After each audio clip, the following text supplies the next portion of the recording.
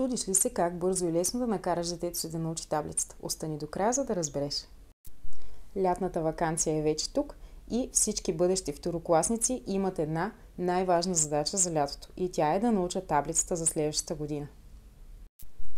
В това видео ви предлагам една игра, с която това да стане съвсем неусетно за тях.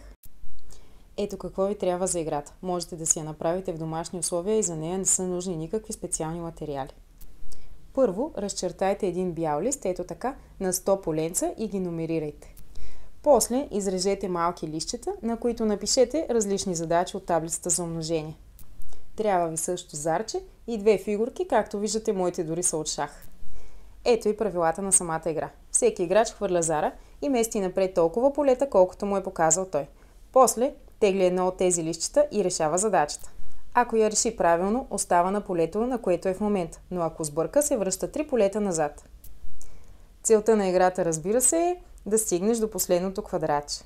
Оставяйте децата да ви победят, за да искат да играят друг път отново същата игра. Покажете на децата си, че не е задължително ученето да бъде скучно. Напиши ми в коментар какво затруднява и твоето дете, за да ти дам идея как можеш да му помогнеш.